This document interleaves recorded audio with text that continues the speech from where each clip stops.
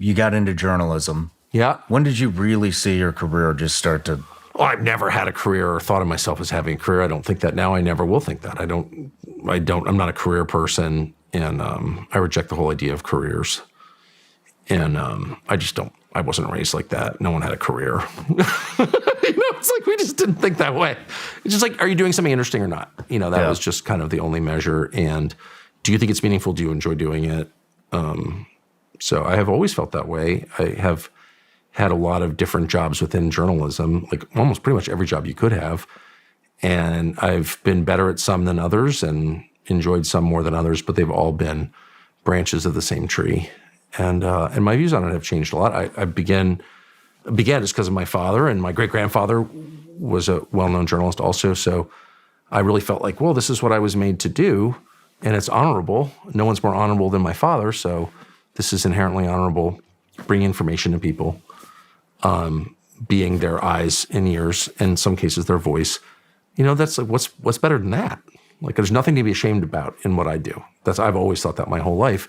And then you look around and you're like, every other person who does this job is a total piece of shit, actually. And I've concluded that because it's true. When did you realize that? 2016. Okay. When the world changed. Yeah.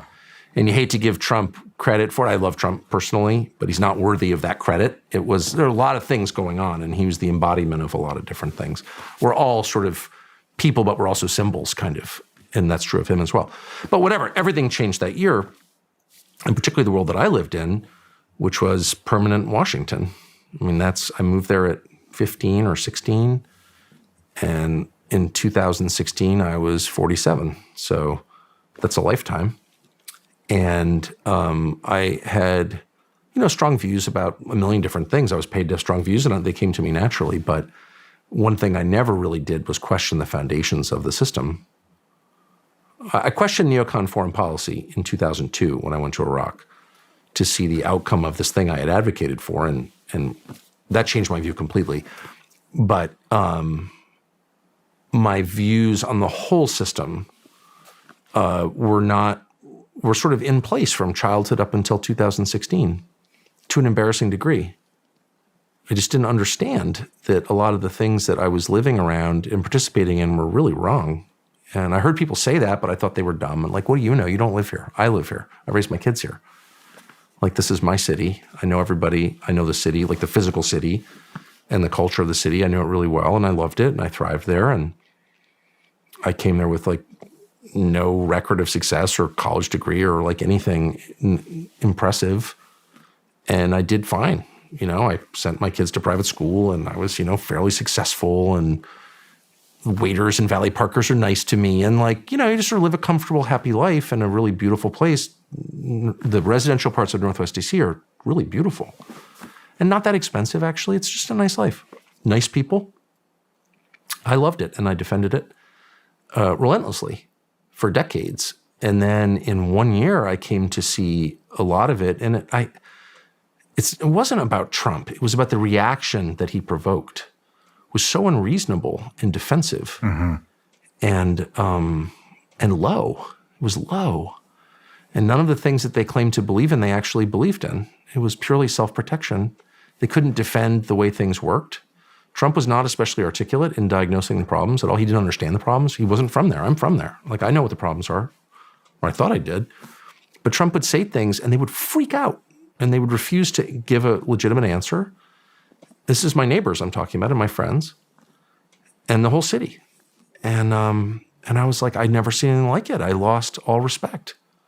I was like, you're really smart people. These are high IQ people. These are achievers. These people went to, the top schools, which I did not go to, but I'd certainly been around it a lot, long enough to lose respect for it. But these are capable people, and also nice people who love their children and are in mostly successful marriages and make sure their lawns are mowed, and like, they're not bad people. They're good people. They don't spray graffiti. They're not jumping the turnstiles. They're not raping old ladies. Like, these are the pillars of our society, and they can't answer basic questions like, why are we doing it this way? And they refused to, and they attacked him in very unreasonable ways without even rebutting his critique. And I have no respect for that at all. not as a conservative or even an American, but just as a man who's got rational faculties. I'm like, that's not good enough, actually. I catch you doing something and you attack me. You don't even answer my charge. You're disgusting to me. And I notice this on many different levels, immigration, NATO. I never questioned NATO a single time. My dad worked with NATO. It's like, NATO, they defend us from the Soviets.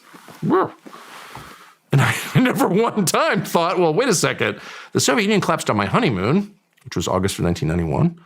I was in Bermuda, in Tuckerstown, and it collapsed. I remember reading it on the beach at the Mid-Ocean Club in the New York Times International Herald Tribune Digest or whatever. Wow, failed coup, it collapsed. That was 1991. This was 2016. I'm not good at math, but a long time later. And we still have this defense alliance to prevent the Soviets from invading Germany when the Soviets don't exist and Russia's not going to invade Germany, doesn't want to. What's the point of NATO? Which is a totally fair question, which I'd never thought of. And Trump, in his like autistic ways, like, why do we have NATO? Holy shit. People went crazy.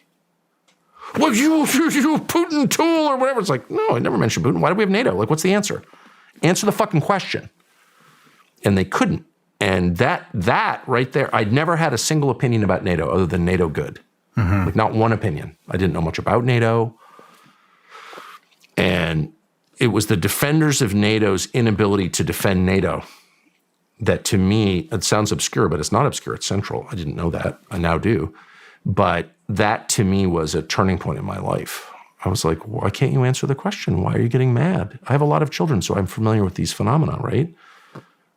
Did you know what I mean? You ask a straightforward question, I demand a straightforward answer, period. And if you're lying to me, the question becomes why? Why are you lying? Why are you attacking me? I didn't do anything.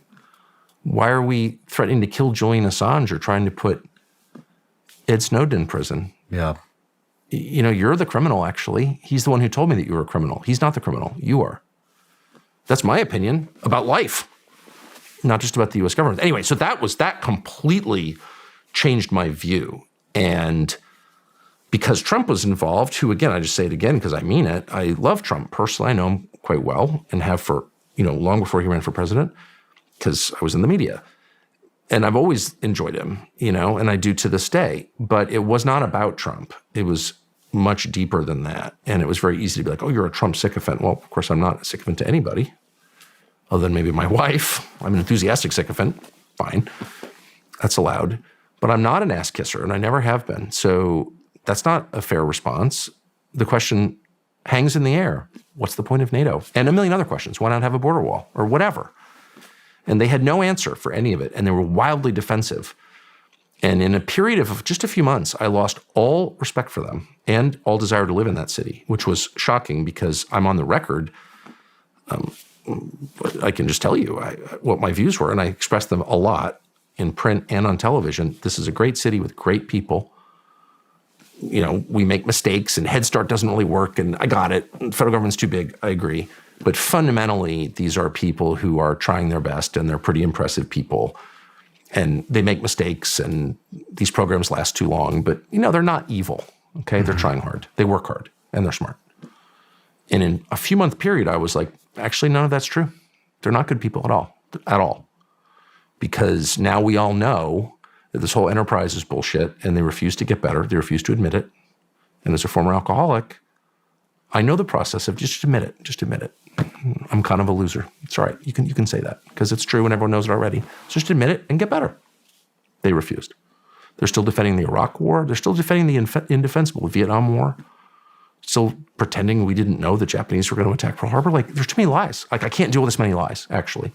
And it's very unhealthy to live in a society that is defined by lies. It corrodes your soul. It's bad for you. You go to hell, actually. You're living in hell when you live that way. And all of this came to me in this short period of time, and I couldn't quite articulate it, but I felt it so strongly it affected my sleep. And it really just changed my life forever. And so I would say, and for the better, for the happier, but it's a burden to have all of your pre-existing beliefs explode in a short period of time. It's like, wow. It's like being kicked out of a cult. You're like, I can't believe I live there. You know what I mean?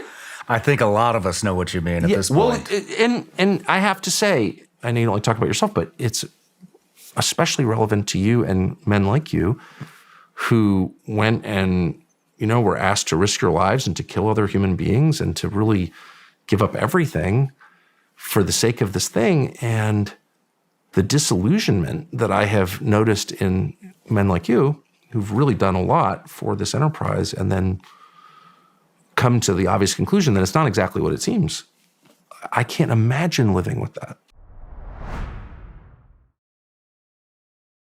Thanks for watching our YouTube channel. We hope you'll subscribe to it. And by the way, you can hit the little bell on there and get notifications every time we produce a video. We hope you'll do that also.